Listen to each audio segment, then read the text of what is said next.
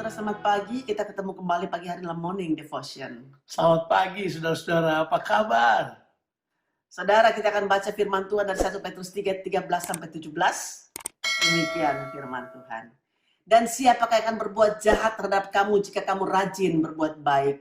Tetapi sekalipun kamu harus menderita juga karena kebenaran, kamu akan berbahagia. Sebab itu janganlah kamu takuti apa yang mereka takuti, dan janganlah gentar. Tetapi kuduskanlah Kristus di dalam hatimu sebagai Tuhan, dan siap sedialah pada segala waktu untuk memberi pertanggungan jawab kepada tiap-tiap orang yang meminta pertanggungan jawab dari kamu tentang pengharapan yang ada padamu. Tetapi haruslah dengan lemah lembut dan hormat, dan dengan hati nurani yang murni, supaya mereka yang memfitnah kamu karena hidupmu yang saleh dalam Kristus menjadi malu karena fitnaan mereka itu. Sebab lebih baik menderita karena berbuat baik, jika hal itu dikehendaki Allah, daripada menderita karena berbuat jahat.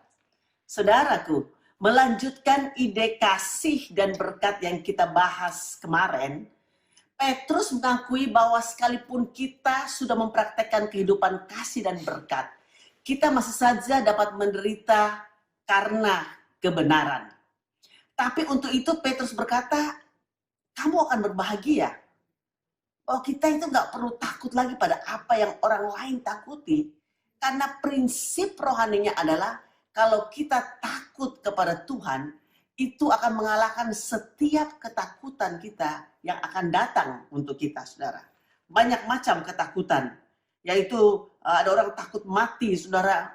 Ketakutan akan masa depan, ketakutan orang kehilangan pekerjaan pada hari-hari ini, ketakutan saudaraku di dalam masa pandemi COVID-19 ini.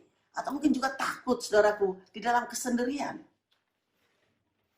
Nah, memang ketakutan-ketakutan ini bisa saja ada.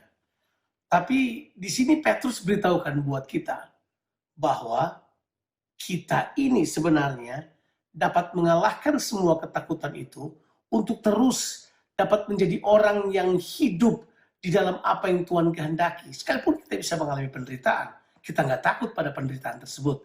Karena dia katakan begini, yang harus kita lakukan, itu ada di ayat yang ke-15. Waktu dia berkata begini, tetapi kuduskanlah Kristus sebagai Tuhan, dan siap sedialah pada segala waktu untuk memberi pertanggungan jawab kepada tiap-tiap orang yang meminta pertanggungan jawab kepadamu tentang pengharapanmu. Jadi di sini sebenarnya, kalau orang datang kepada kita dan meminta pertanggungan jawab kepada kita, kita harus menyatakan, menjawab pertanyaan mereka, atau memberikan kepada mereka pernyataan bahwa memang kita punya pengharapan yang tidak dapat layu, tidak dapat cemar, tidak dapat binasa, yang Tuhan siapkan bagi kita. Dan itulah yang harus kita katakan kepada mereka. Tapi itu semuanya harus didahului dengan kita harus menguduskan Kristus di dalam hati kita sebagai Tuhan terlebih dahulu. Amin, amin. Ya, saudara, apa artinya menguduskan Kristus sebagai Tuhan di dalam kehidupan kita? Itu berarti kita, saudaraku, menyerahkan kendali bagi seluruh hidup kita kepada Kristus saja. Dan hanya melakukan kehendak Dia. Nah, salah satu bukti ketuhanan Tuhan Yesus Kristus dalam kehidupan kita adalah kesiapan kita, saudaraku, untuk kita berdiri dan menyaksikan pengharapan kekal yang kita miliki di dalam Tuhan kita Yesus Kristus. Dunia kadang-kala tidak menyukai apa yang kita katakan tentang Yesus Kristus. Makanya mungkin mereka menganiaya, mereka menekan kita. Tapi sekali lagi Alkitab berkata buat kita, kita ini harusnya mengerti bahwa kita dianiaya, kita ditekan karena kita menunjukkan pengharapan kita.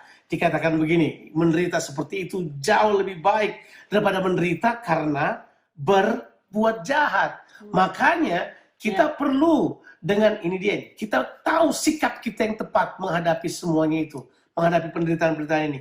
Kita harus memberi jawab dengan mereka dengan roh yang lemah lembut dan dengan hati nurani yang murni. Kalau kita buat hal tersebut dan kita hidup terus berpadanan dengan Injil, Alkitab bilang kepada kita gini, mereka yang menganiaya kita, mereka yang mengatakan perkataan-perkataan tidak benar terhadap kita, mereka akan menjadi malu karena mereka lihat betapa kita hidup seperti yang Tuhan kehendaki di dalam berharap kepada Tuhan. Saudaraku, biarlah Kristus menjadi hal yang utama di dalam kehidupan kita. Amin. He's number one in our life, saudara. Dan pengharapan kita ini kita perlu hidupi di tengah-tengah dunia yang tidak punya pengharapan.